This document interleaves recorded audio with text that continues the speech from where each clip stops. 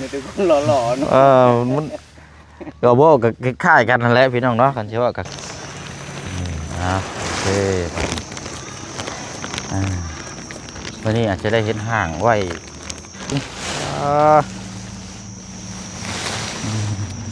ไปแล้วพี่น้อง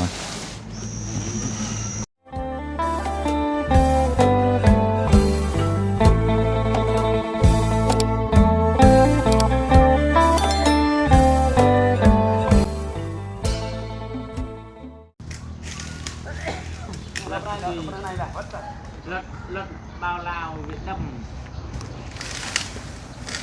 เอาเด้อมึงเด้อตัดอีกเลยตัดออกไปเลยรถอันกะมองใดที่ว่าเฮาเฮ็ดแล้วเฮาบ่ระแวงยันเพื่อความปลอดภัยแล้วเนาะตัดเกียร์เนาะโอ้หัวหน้าหน่วยกะเอาลูกโดยโอ้เอาพี่น้อยเนาะถือว่าตัดภาพมามื้อนี้ก็เป็นมื้อวันที่เฮารอคอยกับแม่นเนาะพี่น้องเนาะเพราะว่าหลายมื้อหลายวันที่ผ่านมานี่ก็ฟ้าฝนป๊าดโตเอาแท้เอาว่าพี่น้องเนาะก็ทำให้เวียกงานก็ยังบ่ทันได้ความคืบหน้าเนาะพี่น้องเนาะมามื้อนี้บัดนี้พี่น้องเนาะฟ้าฝนก็เริ่มเป็นใจแน่จักหน่อยพอดีทางพอสร้างเนาะ2พอสร้างก็ได้มาดำเนินการแล้วบัดนี้พี่น้องเนาะเพราะว่ามื้อนี้ตอนเช้าๆนี่ฝนบ่ตกพี่น้องเนาะใครเนี่ยจักหน่อยเอาวันนี้พี่น้องเนาะจังได๋ก็ฝากทางพ่อแม่พี่น้องปะลุงเฮาติดตามเบิ่งนํกันเด้อบัดนี้พี่น้องเนาะเริ่มแล้วพี่น้องเนาะมื้อนี้น่าจะมาเฮ็ดห่างไว้ก่อนแล้วก็จังจะนำทีมงานเพิ่นมาแล้วก็ลุยแล้วก็บวกเลยบัดนี้พี่น้องเนาะเอาครับสบายดีและสวัสดีพ่อแม่พี่น้องเบิร์ดสุขุสุคนนะพี่น้องเด้อเนาะสบายดีพี่น้องยามเช้าเนาะเช้าวันจันทร์เนาะพี่น้องเนาะถือว่าเดือนต่อเดือนมือต่อมือวันต่อวันพอผิดพอถึกแล้วพี่น้องเนาะมันต้องวันแล้วก็เดือนปีได้พี่น้องเนาะเอาอะไรพี่น้องเนาะเฮ็ดงานเฮ็ดเวียกกะพูดคุยน้ำกันบ้านเห็นพี่น้องเนาะเบิ่งตัวจริงน้ำกันใครแน่เนาะป้าพลเนาะ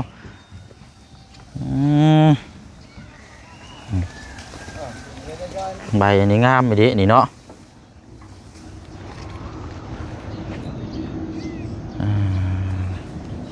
เฮาเดี๋ยวจะได้พูดคุยกันทางหม่องการปลูกสร้างก่อนนี้นี่หม่องปลูกสร้างก่อนนี้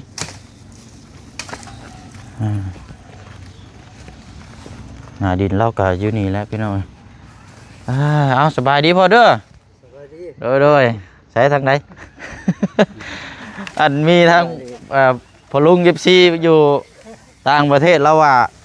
เป็นแฝดกันอ้ายกับน้องว่าเรา โอ้ยพอเห็นเลยคิดว่าคือกันแท้เรามีแต่คนหล่อๆเนาะมันก็บ่ก็คล้ายกันนั่นแหละพี่น้องเนาะกันเชื่อว่าก็คือแฝดเลยใครดอกเนาะมื้อนี้สิเฮ็ดห่างไว้ก่อนเนาะพ่อเนาะอันหัวหน้าหน่วยจังได๋ซะเนาะเดี๋ยวสิถามเจ้านำแน่แล้วก็ทางน้องป๊อปใช่น้องป๊อปอยู่ไสน้องไปแล้วไปฮะบ่ไปเสียหญ้าแล้วเสียหญ้าอยู่ไสน่ะเสียหญ้าอยู่สวนมันนี่บ่ไปเอิ้นเรามาไปให้ล่ะไปโทรเราบอกเรามาก็ได้มีเบอร์โทรอยู่มาเบิ่งน้ำสร้างเพิ่นก่อน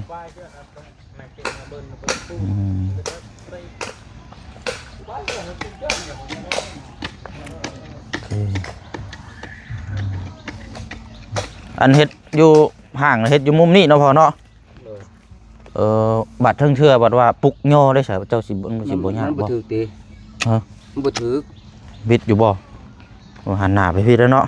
ห้องเหยาวไปพี่สิบ่เลยเอาหน้าลงพุ่นได้นี่บ่แม่นปุกหน้าลงไปพุ่นได้มังออกบัดนี้เฮามีติกบออกกบเบิดนั่นเด้มันบ่ได้เฮาก็มากงอกเนาะแม่นใครอยู่ยันชุมเจ้ายากหลายเทื่อนะได้อยู่เนาะโอเคแล้วกบเบิดใหม่ทางเสาทางใหม่อันนั้นกบแล้วไปจังโดยคันว่าปุกแล้วนี่ก็อันตัวนี้นี่คันว่ามันบ่นั่นก็ออกแล้วบ่ แม่ ต้องเอาออกแล้วนี่เนาะ เขาว่าเฮ็ดเสียดายอยากกินหมาก มันก็ได้ย่างเสียย่างนั่นแหละกันว่าเสียลายก็ตัดก็เอาไปปลูกหมองไม้ เป็นว่าหัวหน้าไปพี่ก่อนตามหัวหน้าหน่วยก่อนปรึกษาก่อนนี่ครับปลูกนี่ต้องปลูกอยู่นี้เป็นบ่ นั่นแหละ เพราะว่าทั้งพี่มันเป็นหน้าบ้านแล้วเนาะให้มันเป็นหน้าบ้านซะแล้วก็หันหน้านี่ต้องหันหน้าลงไปพุทธหันหน้าลงไปทางออกพุ่นได้มันจึงสิคือ หญ้าไปจังซี่เนาะ ยาวไปสิได้เพราะโพดินแล้วนั่นฮอดผู้ได้ผู้กุตุกผู้รวมเพื่อนนี่แม่นบ่เลยบ่แม่นว่ามีแต่หม่องนี่ได้ผู้ชุดฮอดผู้ พอดีแล้วตัวนี้ก็มางตัวนั้น แม่นแล้วตัวนี้บ่อยากมางหรือว่าหาคนย่อก็ได้ แม่น ยุกมาพี่บัดนี้ข้างหน้าปล่อยโล่งเลย สมมุติว่าแล้วตัวนี้ก็เฮาสิให้หมดได้หรือว่าพี่น้องในบ้านก็ ย่อเนาะ ย่อไปนี่ก็ได้ โจมเนาะมันก็บ่นักบ่ได้หรอกหลังนี่ บ่นับ มันปานใดดอกหาประมาณจัก20คนก็โจมยุกมาย้ายหม่องใดหม่องหนึงแล้วทั้งนี้เฮาก็ปล่อยโล่งเลยหน้าบ้านเรามันก็งามเห็นแล้วปลูกอยู่นี่แล้วหันหน้าไปพุทธกกอันนี้นี่จำเป็นต้องตัดได้จำเป็นต้องตัดแล้วก็ขุดเหงาขุดหยางออกเลยแล้วละเพราะว่ามันสิ ตัดแล้วเอาตัวขุดแล้วก็ถ้าว่ามันโคมเราต้องล้านก่อนล้านให้ตัดแล้วก็ตัดมาให้ บ่ตัดรถบ่ได้หรอกเฮานี่แหละบอกให้ตัด นั่นแหละ เพราะว่าการปลูกสร้างมันจะง่ายเพราะว่ามันหม่องนี่แหละแต่เจ้าบ่ตัดในอนาคตข้างหน้ามันใหญ่มาเจ้าต่ำเฮือนเจ้าอีกมันยังสิยุ่งยากอีกนี่เฮาแก้ปัญหาให้เลยนี่นะบอกตรงรถไม่อีกเนาะ โอ้ยช่ำมึงมีกินซื่อๆนี่กกของเจ้าก็เต็มอยู่เพราะว่ามันปลูกอยู่หม่องนี่เด้แล้วต่อไปที่เฮ็ดห้องน้ำห้องในแม่นบ่ล่ะมันควบอยู่แล้วหม่องนี่นะต้องตัดอยู่แล้ว แล้วเพิ่นตัวนี้ก็แบกเอาเชือเอาไว้บัดนี้ก็ได้นี่ แล้วก็ตัวนี้ก็คำว่าอยากให้มันงามก็สิมาไว้ข้างหลังข้างๆพี่บ่หรือว่าสิไว้ข้างหน้าพี่ก็จังว่ากัน บัดนี้เลย มันสิบ่ตันทางเพิ่นเที่ยวบ่ บ่ได้ทางนี้บ่แม่นทางเขาเด้ อ๋อมันบ่แม่นทางลักเนาะ แม่นแหละ อ๋อทางนี้สิว่าตอนเฮาปรับดินนี่ก็เป็นทางเด้แต่มันก็บ่มีทางตัวนี้ตันนี่แต่ว่าเฮาจะได้ให้งามคือตัวนี้ก็ให้ เราจังว่ากันเนาะอันนี้นะแค่เฮาเว้าก่อนเฮาหลักๆนี่เอากกตัวนี้ก่อนบัดนี้เพราะว่าถ้าเพิ่นกบไม้กบตอกเพิ่นประกอบแล้วนี่ต้องปลุกแล้วแหละมีแต่ว่ามาเคลียร์มื้อนี้แต่เป็นไรก็ตัดออกก็มันต้องตัดหากตัดหยังอีกเด้มันต้องใช้เวลาเด้ข้างหน้าเอ้ยนั่นแหละเคลียร์กันชุมเจ้าเด้อปรึกษากันนั่นแหละ ให้รันมาก่อนลูกเฮาตัดให้ ตัดเคลียร์เอาด้วยเลย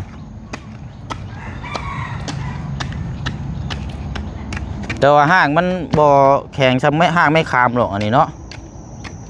มันสิง่ายอยู่หรอกเนาะเอาตัดออกแล้วก็ขุดรอบๆยินออกเลย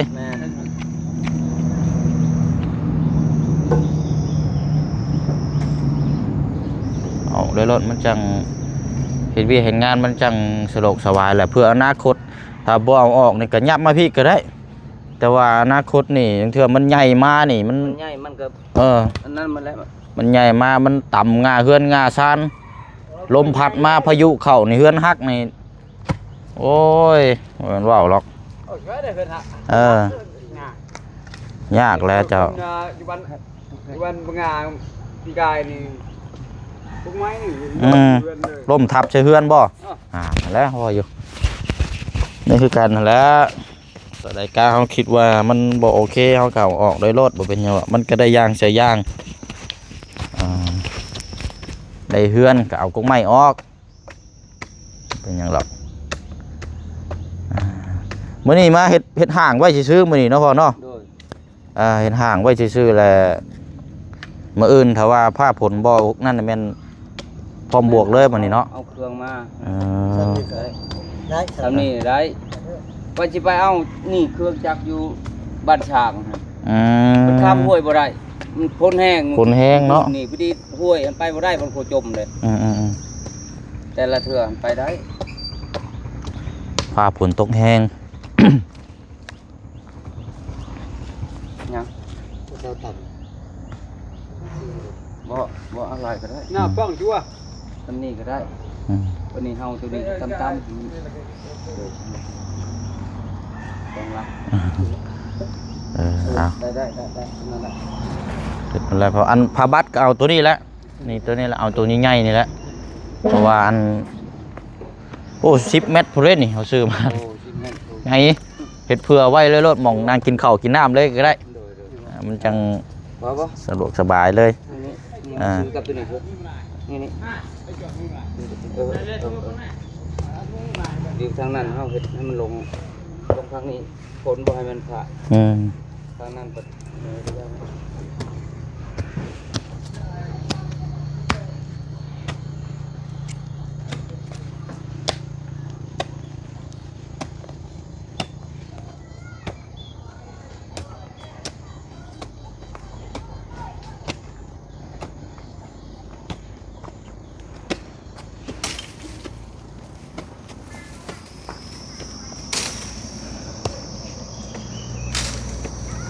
หากบ่แน่ได้ช่วงเที่ยงเนาะนี่ก็จะตกอีกในยามเช้ากับบ่แน่พี่น้องจังจะฝนตกห้ำลงมาอีกเอาละตกแต่งไปพี่น้องอันดากกอันนี้ก็ยังบ่ทันได้เผาตัดดอกพี่น้องก็คือคุยไว้ก่อนหั่นนะคุยไว้ก่อนหรือว่าอันนั้นได้ก็ตัดเกียร์นึงได้ก็ได้แล้วจังมาเอาเงามันลงเพราะว่าเดี๋ยวเฮาก็อันนั้นอยู่แล้วแต่ว่าพูดคุยน้ำกันก่อนหั่นนะลองเบิ่งเนาะว่าทางครอบครัวเพิ่นสิเห็นดีนำบ่คันบ่เห็นดีก็มีแต่ยับมาพี่แล้วยับมาพี่ยับมองเขายืนอยู่นี่หันหน้าจะกับตัวนี้เลยมันก็ปล่อยไปก็ได้แต่ว่าอนาคตนี่มันลมพัดพายุตีมานี่ก็บ่แน่เลย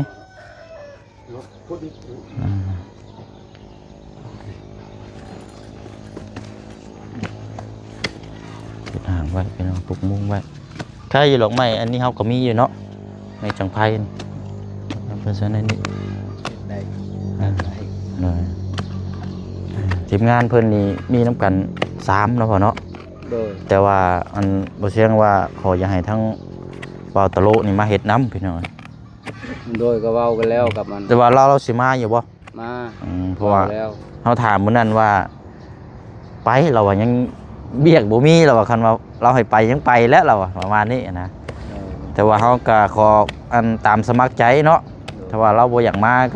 ก็บ่ห้ามพี่น้องก็บ่ติแต่ว่าเขาอยากให้มีงานแล้วก็ตั้งให้มีความรู้นำนะฮะ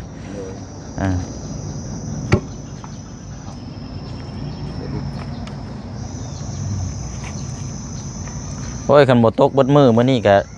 โอ้แดดได้คักเติบอยู่แล้วมันก็ทางเนาะกบไม้นี่ยังเพิ่งก็2 มื้อ2 เครื่องเลยเต็มที่2 เครื่องกบไว้กับเสาหั่นเนาะกบไว้แล้วก็ประกอบอยู่นี่เลย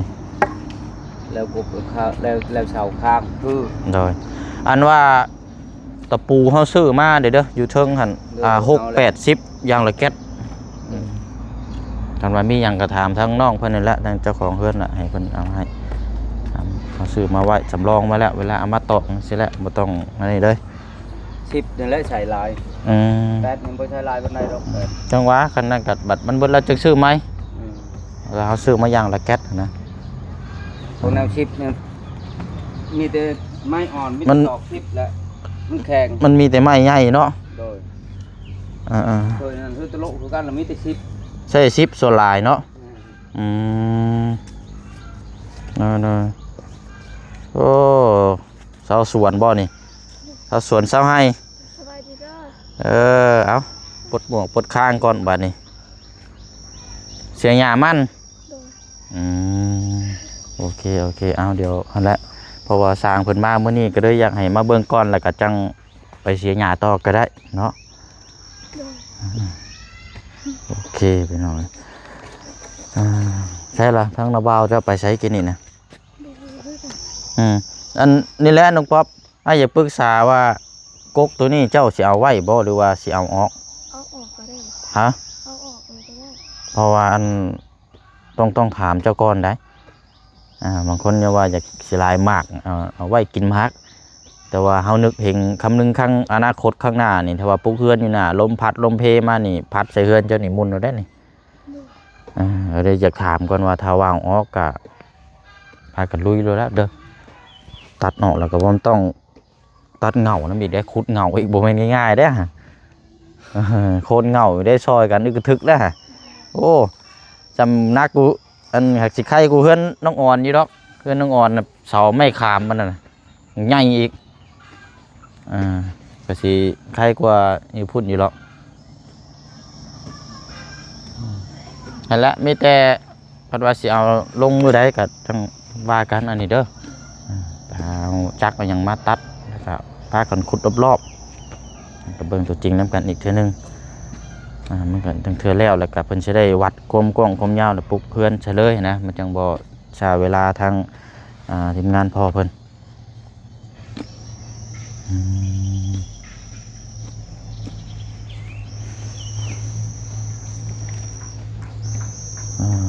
เอามือก่อนพี่น้อยหามุมกล้องก่อน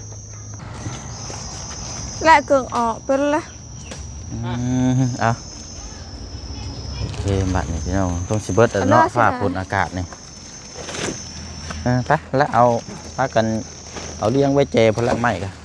เลี้ยงไว้แล้วก็เอาผ้าบัดออกมาสร้างเขาเพิ่นก็สิได้เอาไปมุง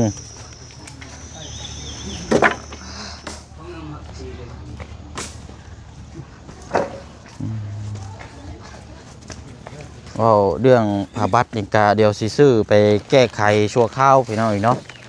กับโบแมนชั่วคราวและได้อยู่ได้แหละกันใช่ป่ะกันอันเพชรน้องคำดีมองกระเทิบเรานะพี่น้องน้องมองหยาเสียงไปปกคุมให้เราแต่ตอนนั้นพี่น้องก็ได้อันนี้ทางเบิ้งมือนี้น้องพี่น้องเนาะจบจากนี้ก่อนมันนั่นก็สิวนเวียนไปพุ่นแหละโอ้เอาไว้กันเขาเนาะ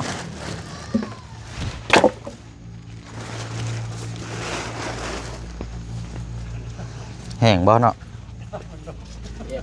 ฮะโอ้รถง่อยเลยวะนะ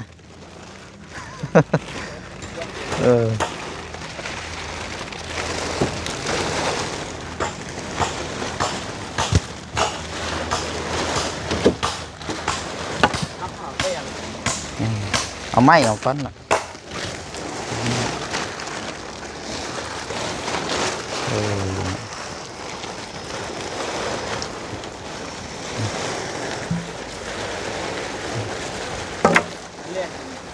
แก้ตัวนี้ก่อน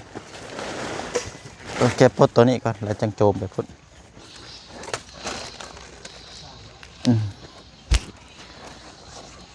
แปนกับแม่เจ้าว่าจะไปโรงงานอยู่พุ่นแม่แล้วก็น้อง2 คนน้องสี่บ่น้อง4กับน้องวอนอ๋อ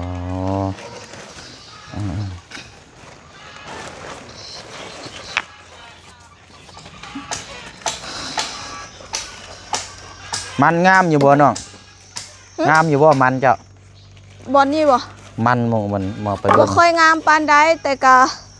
ใหญ่ขึ้นกว่าเก่าแล้วงามอยู่โตที่ยังบ่ตายหั่นน่ะโตตายก็ตายเบิดอันนี้ตะเปียนละออได้ล่ะไปโตไปพุ่นแล้วแหละ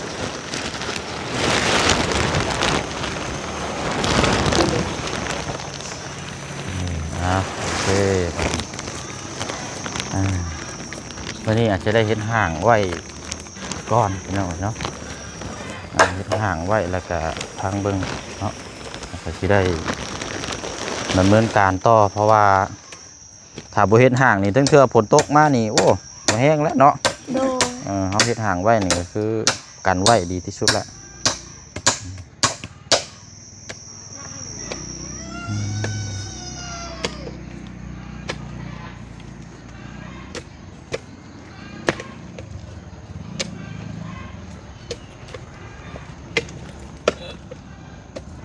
นะได้อยู่แล้วนะ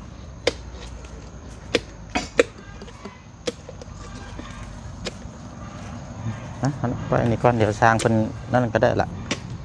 แล้วไปโจมใช้ก็ได้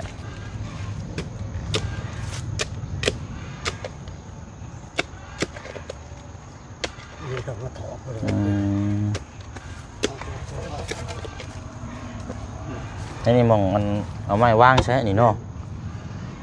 แหวสนั่นหวันไหวไปแล้วแถวนี้นอนเป็นบ่ได้หรอก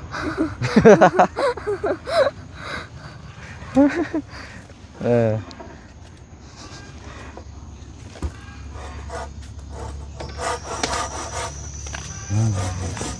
นะเอาละเบิ่งน้ำกันโอ้นี่หินยังอันนี้หินผลมีดบ่นี่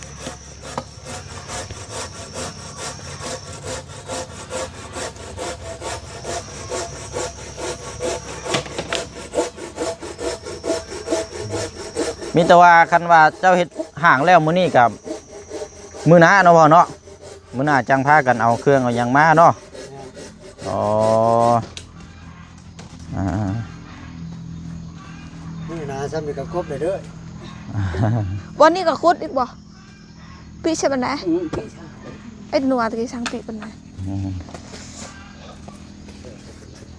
สูงบ่ บนบน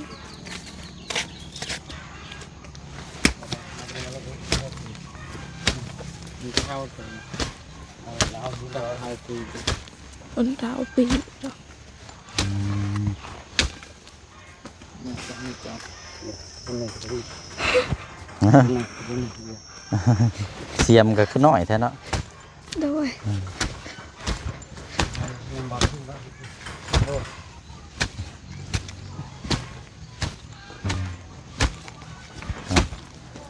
นี่แหละพี่น้อยอย่างไรก็เฮามื้อนี้เฮาเห็น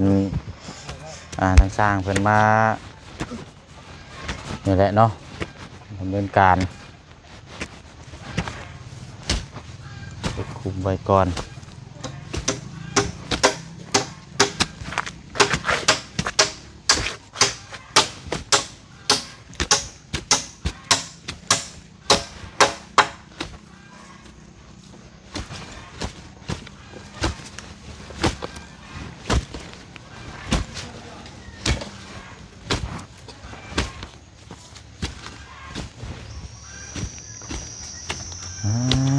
เอาติดตามเบิ่งน้ำกันได้พี่น้องเด้อเนาะถ้าว่าฟ้าฝนบ่ตกหนักก็แม่นมาจะมื้ออื่นเนาะมื้อนี้มาเห็นห่างไว้เห็นห่างไว้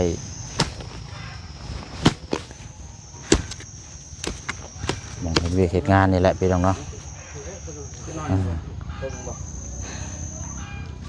ข้างข้างนี่ก่อนมีสมบัติ เด้อ ไปชำระแอมมาปิไว้ đấy bị lạc lại chứ đấy đấy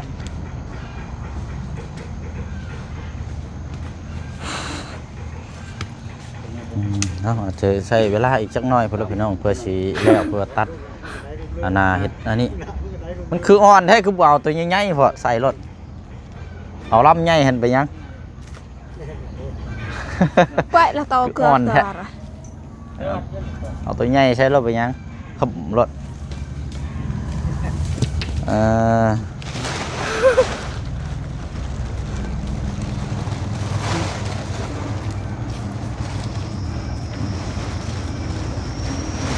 ย่ำมาละเรียบร้อยไป มา แล้วปั่นพี่น้อง จ้วะ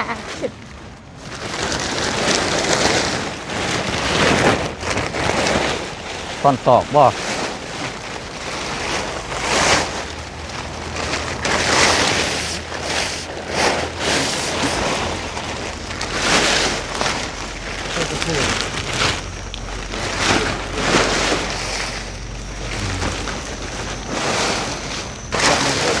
ลังมือโยกพี่น้อยเนาะ